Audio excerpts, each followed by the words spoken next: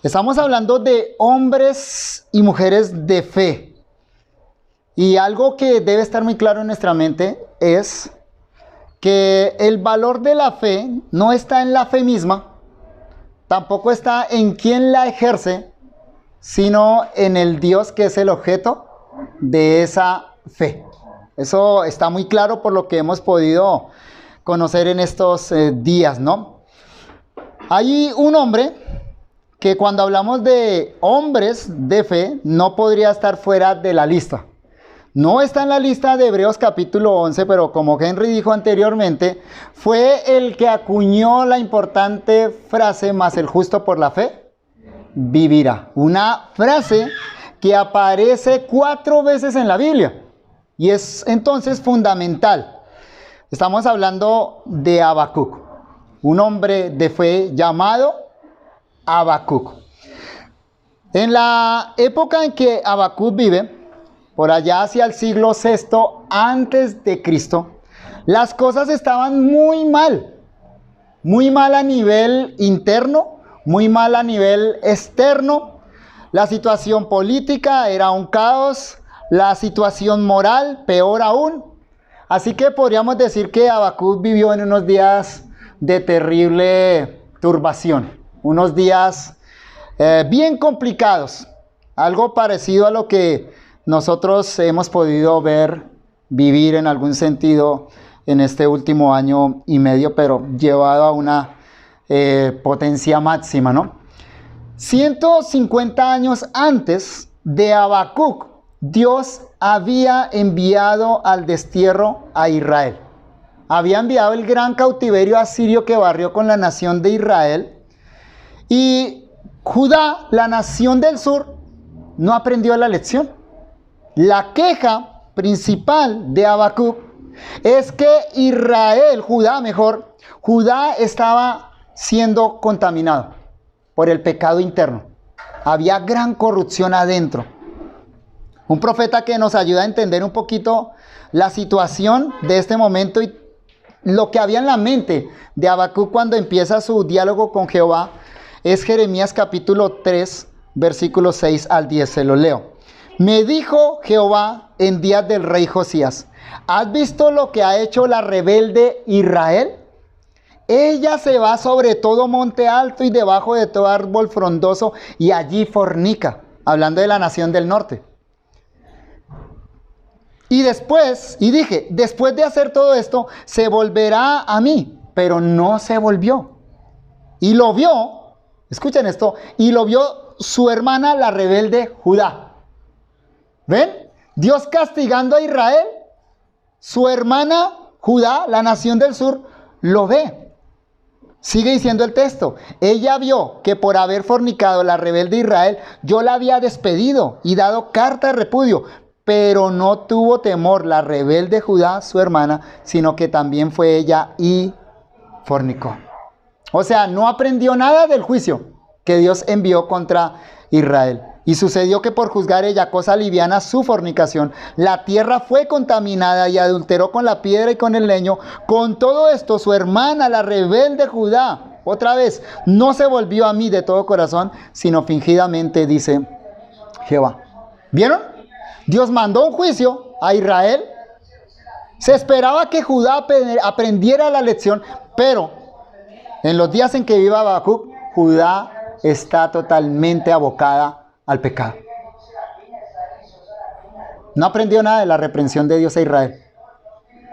Entonces, Habacuc, que vive en estos días terribles, estos días oscuros, y que era consciente del juicio que Dios había mandado a Israel, empieza a demandar que Dios juzgue a Judá. El propio profeta de Dios, el propio profeta de Judá, empieza a decirle a Dios, ¿por qué tú no castigas el pecado de Judá? Eso es lo que está en la mente de Habacuc. Pasaban los días, pero la maldad de Judá crecía. Dios no actuaba, Dios no hacía nada. Eso llenaba a Habacuc de contrariedad. Había algo que no cuadraba en su mente, en su teología. Dios castigó a Israel. Judá está peor ahora que Israel. Dios, ¿por qué no has castigado a Judá?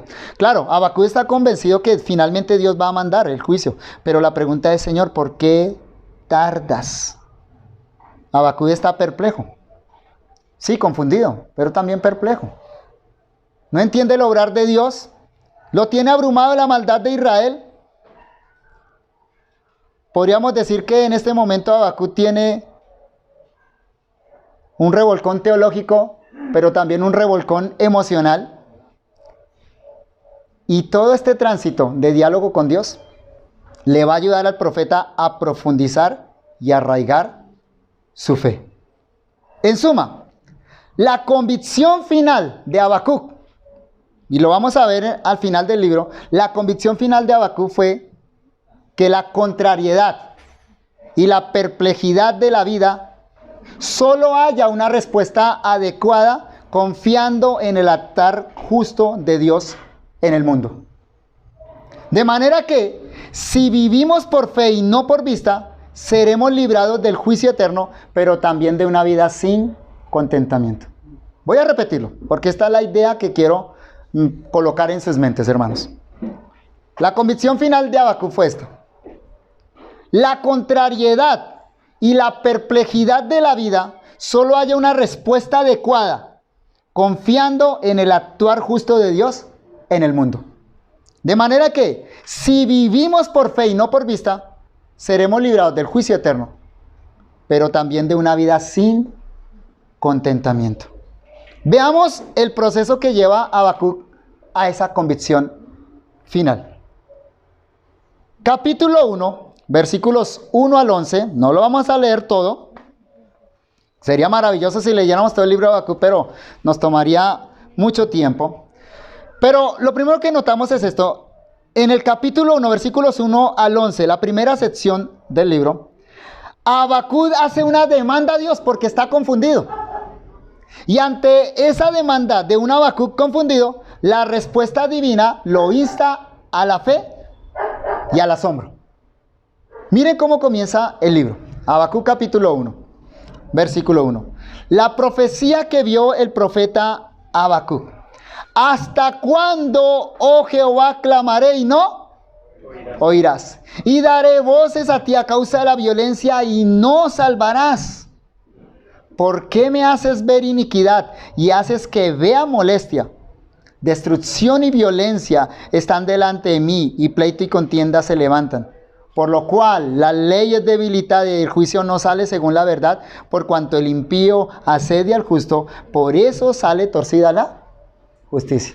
¿Notan la queja de Habacuc? Dios, mira, Judá está lleno de maldad. Ya no aguanto, no soporto más. ¿Por qué haces que mis ojos vean toda esta maldad terrible? ¿No vas a hacer nada, Dios? Habacuc está confundido. Porque lo que él ha leído en la Biblia que él tenía en ese momento en sus manos, los profetas anteriores a él, decían que Dios castiga el pecado. Y que así lo había hecho con Israel. Entonces, ¿qué está pasando, Dios? ¿Por qué? ¿Por qué no haces nada ante la maldad de este pueblo? ¿Notan la queja? ¿Notan, digámoslo así, el atrevimiento de Habacuc ante Dios? Como entra ya en la presencia de Dios y entra con una queja.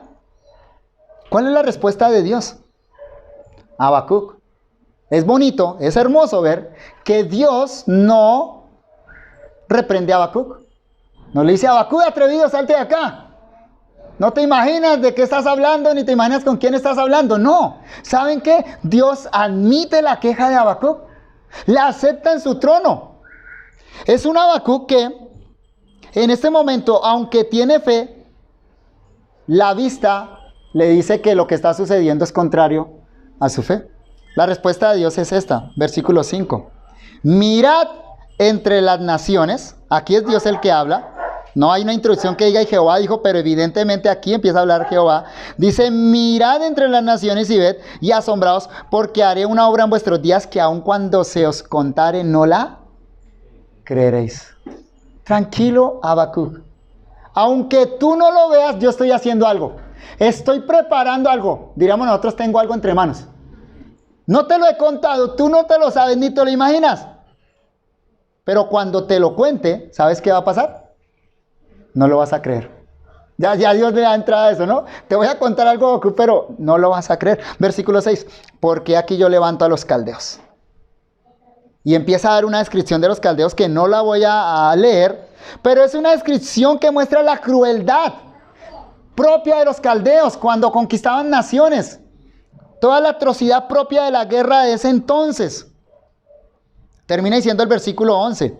Luego pasará como el huracán y ofenderá atribuyendo su fuerza a su Dios. Va a pasar y arrasar todo. Dios le está diciendo en suma a Habacuc, yo voy a traer a los caldeos para que destruyan a Judá. Y es interesante lo que dice al final del versículo 11.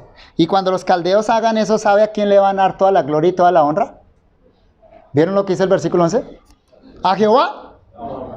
Los caldeos van a hacer justicia en nombre de Jehová y entonces el nombre de Jehová será alabado. No, los caldeos como una nación pagana que eran, simplemente iban a darle el honor a su Dios. Usted es Habacuc y está escuchando esa respuesta. Se acaba de quejar de la maldad de Judá. La respuesta que seguramente esperaba Habacuc era, sí, Habacuc, tranquilo, ya, el juicio final viene. Ya, vamos a pedir cuentas acá. No. La respuesta de Dios es, mira, voy a hacer algo con la maldad de Judá. Voy a traer a los caldeos, una nación pagana, para que castigue la maldad de Judá. Y esa nación le va a echar toda la gloria de su victoria a su Dios. La confusión de Habacuc en este momento, ¿sabe a qué pasa? A perplejidad. La perplejidad es esa sensación de que nada encaja y entonces quedó fuera de órbita. Si antes no entendía, ahora menos. Si antes había una demanda, ahora ¿sabe qué aparece? Una queja. Así que la segunda sección del libro va del capítulo 11 al versículo 12 hasta el capítulo 2, versículo 19, que nos muestra la queja de un Habacuc perplejo y la respuesta divina que le demanda fe y contemplación en silencio. Veámoslo. Mire versículo 12, Habacuc 1:12. Aquí pasa a hablar Habacuc. Tenemos que notar las transiciones, no tenemos ahí como si fuera un guión ahí, una narración donde nos dice, y ahora Jehová, ahora Habacuc, no. Pero aquí habla Habacuc, versículo 12. No eres tú, Habacuc le dice a Dios, no eres tú desde el principio, oh Jehová. Buena teología, ¿no? Buen teólogo Habacuc. Dios mío, santo mío. ¿Notan todo lo que Habacuc afirma de Dios, todo lo que sabe de Dios? Repito, tenemos a un Habacuc que es buen teólogo. Mire lo que dice, ¿no eres tú desde el principio? O sea, conoce la eternidad de Dios. Oh Jehová, conoce el nombre personal de Dios. Dios mío, sabe que Él es Dios y es su propio Dios y lo llama santo mío.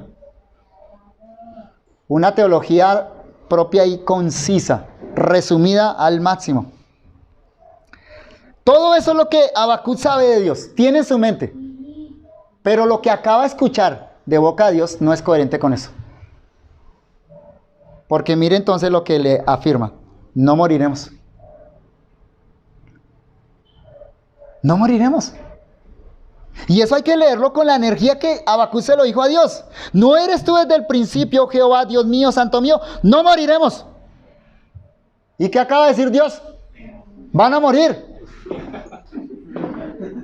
Este es un hombre de fe. Estamos considerando un hombre de fe. Al final vamos a sacar una lección entonces de qué es ser un hombre o una mujer de fe. ¿Ven este hombre de fe?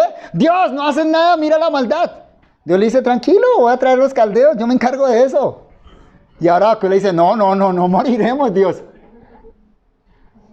¿Notan la turbación mental que hay acá en Habacuc? ¿Cómo su teología se estaba viendo remecida? Como cuando, bueno, algunos acá han pasado por esa experiencia, ¿no? De estar en una iglesia de mala doctrina durante muchos años, empieza a conocer la sana doctrina y dice, todo lo que aprendí, ¿qué es ese remesón? Algo le está pasando similar acá a Habacuc. No entiende todo lo que Dios le está diciendo y lo que eso connota. Él continúa diciendo, oh Jehová, para juicio lo pusiste y tú, oh roca, lo fundaste para castigar. O sea, sí, admitamos, Dios está bien, tú vas a mandar a los caldeos, pero déjame decirte algo, Dios. O sea, Habacuc le quiere dar una lección de teología a Dios. Versículo 13. Muy limpio eres de ojos para ver el mal, ni puedes ver el agravio. ¿Por qué ves a los menospreciadores y callas cuando destruye el impío al más justo que él? Te atrevió este hombre, ¿no? Este es un hombre de fe. Está ante el trono de Dios y emprende un diálogo honesto, directo. Habacuc le abre su corazón y su mente a Dios. Él no esconde nada. Habacuc no es como muchos de nosotros que cuando nos piden que oremos pensamos en las palabras correctas, en la oración pública. Hasta cambiamos la voz cuando vamos a orar. No, Habacuc expresa las cosas como las tiene en su cabeza. ¿Ven lo que le dice a Dios? Le dice, ¿por qué callas cuando destruye el impío al más justo que él? O sea, ¿quién es el impío que destruye? Los caldeos, Babilonia. ¿Y quién es el pobre justo que está siendo castigado por esos impíos? Judá y él mismo. Judá, o sea, Judá no es tan malo. Finalmente entonces Judá no es tan malo. Comenzó su queja diciéndole a Dios, Dios, ¿ves? Mi nación está terrible, hay mucha maldad. Pero ahora ya no son tan malos, ¿cómo son?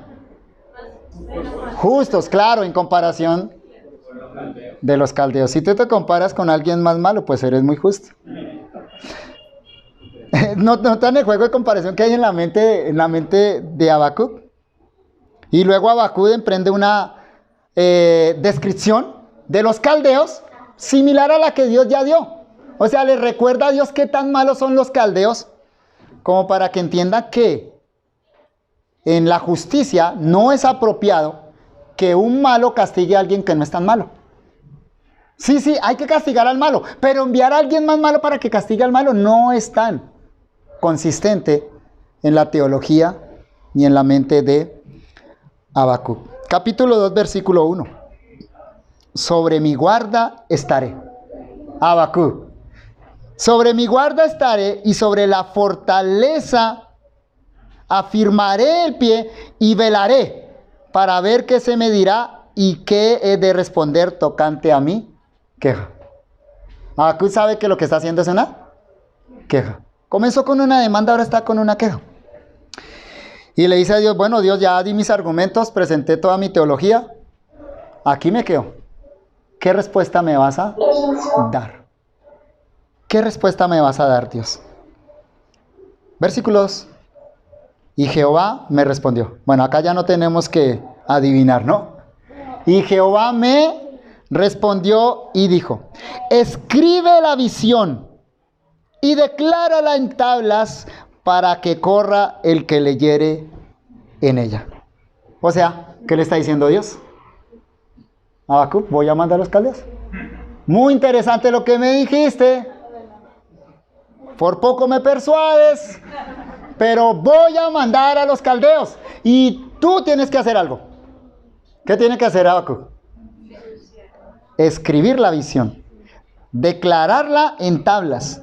O sea, la idea es escribirla en tablas de piedra para que no se pueda borrar. Para que en definitiva el que lea esa profecía de la venida de los caldeos, que haga? ¡Corra!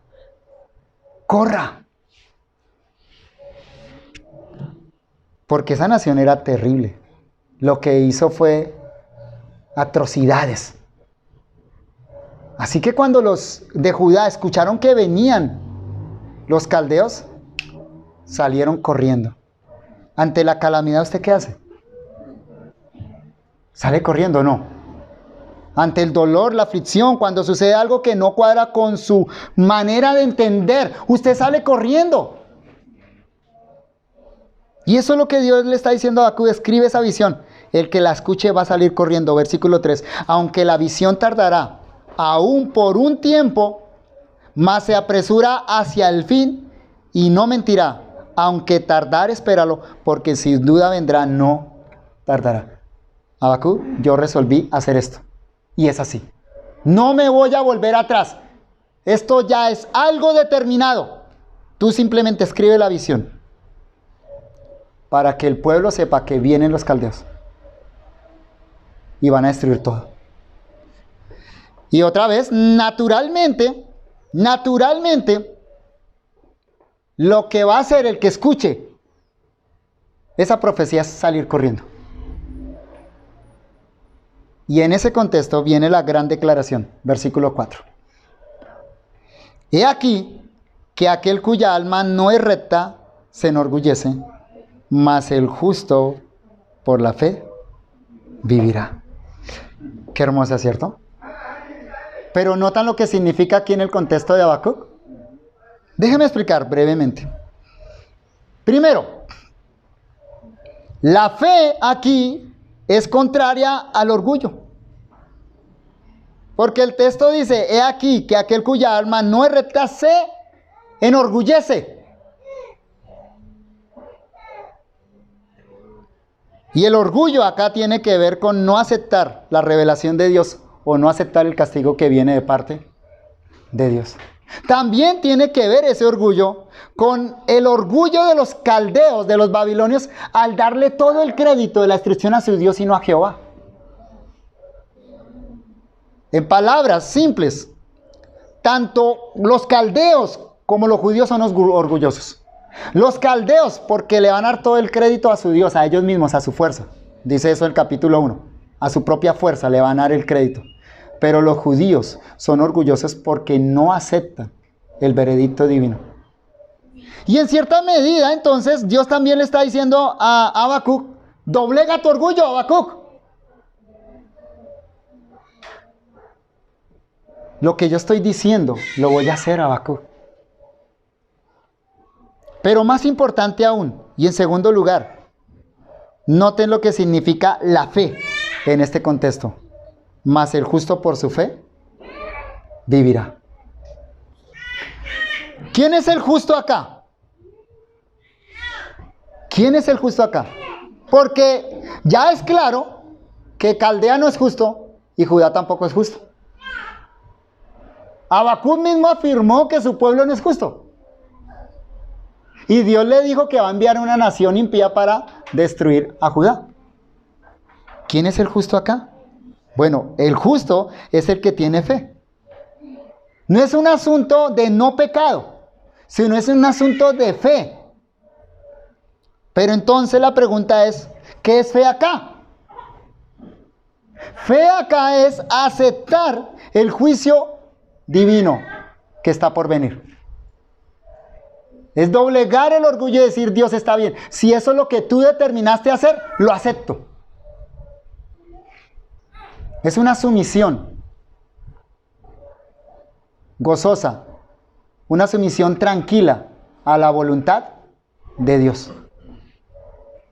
Pero hay una promesa maravillosa, ¿notan? Vivirá. ¿Qué vienen a hacer los caldeos?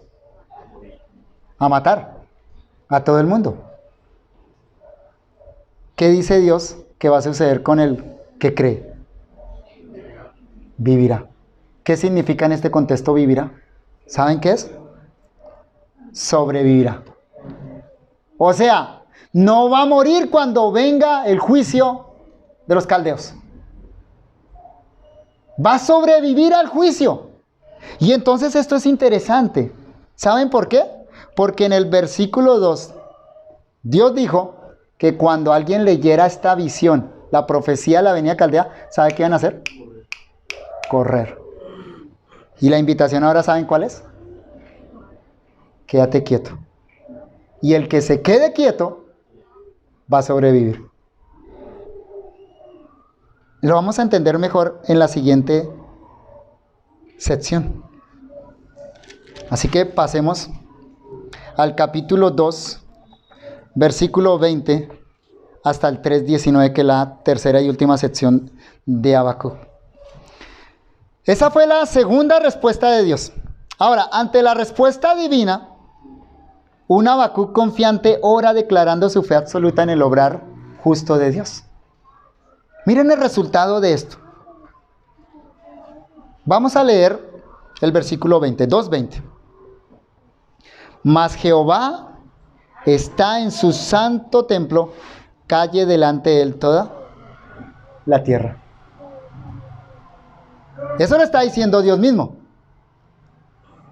Escucha lo que Dios le dice a Habacuc al final. Mas Jehová está en su santo templo, calle delante de él toda la tierra.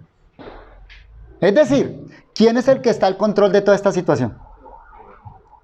No es Habacuc, evidentemente. Tampoco es Caldea, es Jehová, porque Jehová está en su santo templo. Y entonces la demanda de Dios para todo hombre, ¿cuál es? Calle. Calle. Pero directamente, ¿a quién le está diciendo calla? ¿Sabe a quién? Habacuc. Le admitió la queja, por supuesto. Le admitió la duda inicial. Pero ahora en este momento Dios le dice, ¿sabes? Ya que dijiste que te vas a sentar en tu guarda, a ver qué te respondo, yo ahora te invito a algo. A callar y meditar. En otras palabras, a la quietud. ¿Sabe a qué nos invita la fe?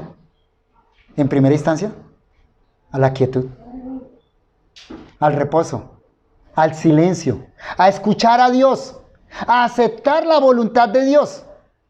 Porque, otra vez les digo, cuando viene el dolor, la calamidad, la turbación, siempre nuestra intención va a ser salir corriendo. Cuando llegaran los caldeos, iban a querer salir corriendo. Y ahora, ¿sabe qué invita a Dios? Le dice, quédate quieto. Y es que cuando leemos la historia de la llegada a Caldea, hay algo muy interesante. ¿Sabe quiénes sobrevivieron? Cuando llegaron los caldeos a Jerusalén, los que se quedaron. Léase el libro de Jeremías. Sí, son hartos capítulos, léanselo. Dios le dijo a Jeremías, Jeremías, cómprate un terreno acá en Jerusalén. Cuando estaban llegando los caldeos. Y Jeremías le dijo, Dios, ¿me compro un terreno si todo esto va a ser destruido? Dios le dijo a Jeremías, Jeremías, quédate acá. No salgas corriendo, no huyas.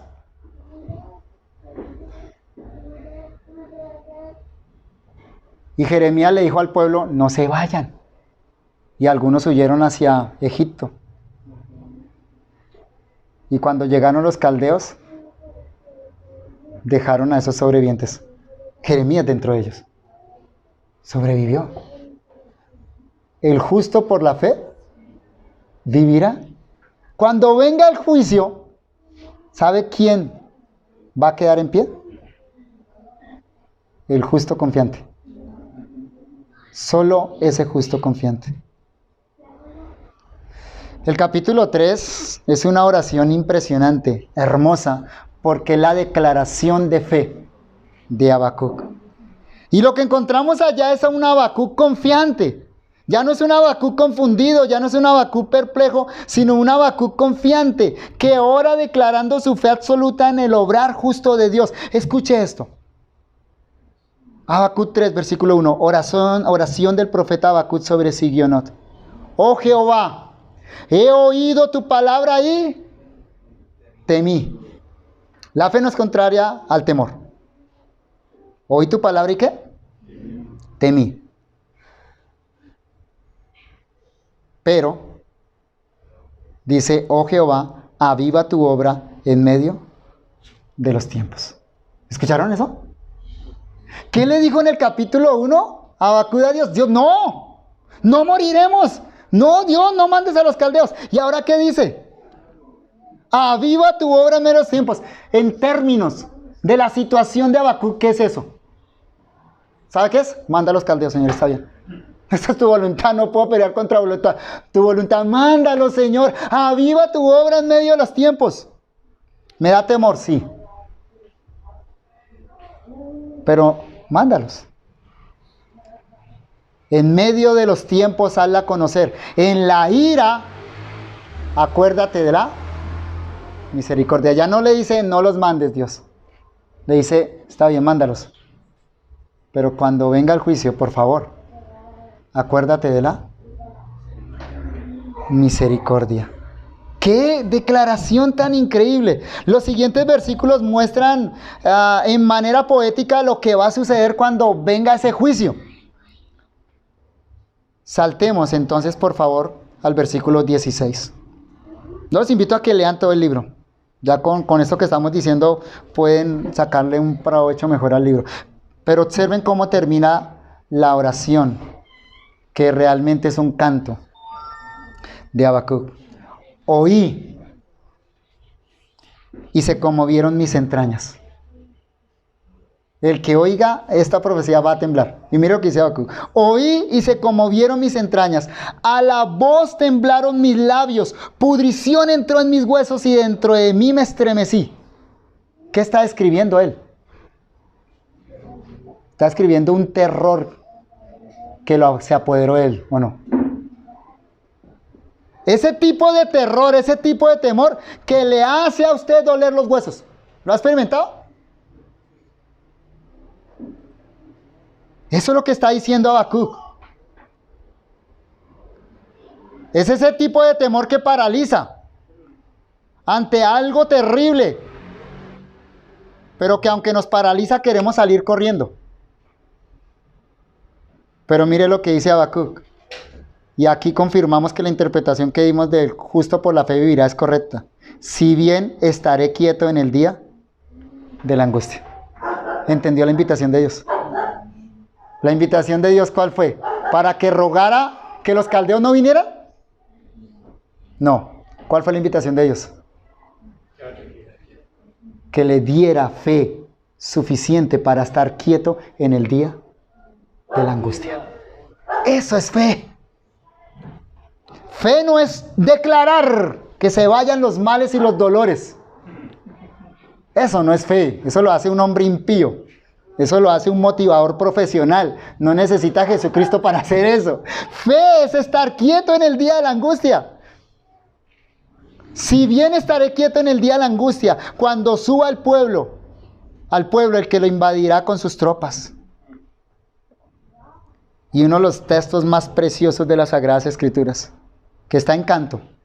Y qué bueno que aprendiéramos este cántaro para cantarlo acá en la iglesia. Dice, aunque la higuera no florezca, ni en las vides haya frutos, aunque falte el producto del olivo y los labrados no den mantenimiento, y las ovejas sean quitadas de la majada, y no haya vacas en los corrales. Él lo expresa en su propio contexto, ¿lo nota? En contexto agrícola, ganadero. Póngalo en sus términos, póngalo en su contexto. Porque usted dirá, no, yo no tengo vides, no tengo olivo, no tengo ovejas, vacas menos. Pero usted tiene posesiones, usted tiene salud, usted tiene prestigio, usted tiene trabajo. ¿Usted qué va a hacer ese día que falte el trabajo, que falte la salud, que falte el prestigio, que falten los recursos, que falten las cosas materiales? Cuando comenzó la pandemia, muchos empezaron a reflexionar en estas cosas. ¿Saben cuál fue, creo, estar seguros, cuál fue el libro más predicado en medio de la pandemia? Habacuc. Lo he preguntado a muchos pastores y todos me han dicho, predica Habacuc, predica Habacuc. Yo predicaba Habacuc en el grupo de oración. Pero 1 año y medio después de la declaración de la pandemia, la gente está corriendo. No está quieta. Duraron quietos un tiempo y a la fuerza. Empezaron a meditar en qué pasaría si no tuviéramos salud, si perdiéramos todo, nos quedamos sin trabajo. ¿Y qué pasó con todo eso? ¿Se agotó la fe? No, no había fe. Eso fue forzado y la fe no funciona así. ¿Usted qué va a hacer ese día que falte todo eso? Versículo 18. Con todo. O sea, no obstante, sin embargo, aunque falte todo eso, con todo, yo me alegraré en Jehová y me gozaré en el Dios de mi salvación. Alegría y gozo en medio de la calamidad. Increíble, ¿no? La fe es lo único que nos puede proveer esa capacidad de alegrarnos y gozarnos cuando todo se derrumba, cuando estamos contrariados y perplejos. Ante la contrariedad y perplejidad de la vida solo hay una respuesta adecuada: confiar en el actuar de Dios en medio de la historia. De manera que si vivimos por fe y no por vista, seremos librados del juicio eterno, pero también de una vida sin contentamiento. Termina diciendo Habacuc: Jehová el Señor es mi fortaleza, el que hace mis pies como de ciervas y en mis alturas me hace andar. Al jefe de los cantores sobre mis instrumentos de cuerda. ¿Sabe usted cuál fue el acto definitivo de la historia de la humanidad? En el que Dios, el Dios justo, castigó al más justo para perdonar a los injustos. Si esto lo llenó de perplejidad, déjeme decirle que hay un acto más terrible en la historia de la humanidad, que es ilógico en todo sentido, que no cuadra en la mente de nadie, pero que es la respuesta a todo. Y es cuando Dios, el Dios justo, castigó a su Hijo justo por causa de los injustos. Aquí Dios envió a un injusto para castigar a un medio justo. Y eso dejó a Habacuc perplejo, y a usted y a mí nos dejó perplejos, ¿o no? ¿Cómo Dios puede hacer esto? Pero explíqueme, ¿cómo Dios, un Dios justo, puede castigar a su Hijo justo? Por usted y por mí.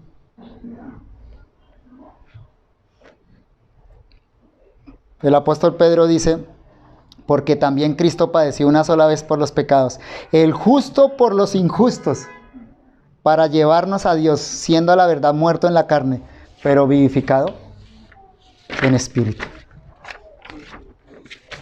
¿Ve lo que Dios hizo? Dios siempre obra de manera sorprendente, ¿no le parece? De la forma en que menos uno espera.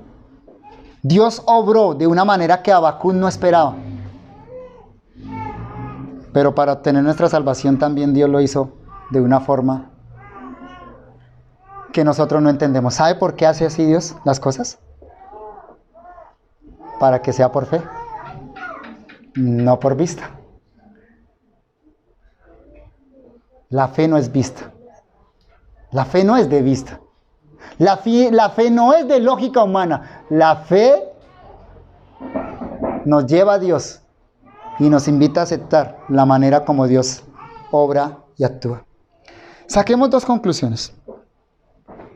Primera, solo puedes ser justo colocando tu fe en el acto divino definitivo en la historia de la humanidad, cuando Dios castigó a su Hijo justo, cuando Cristo murió en la cruz.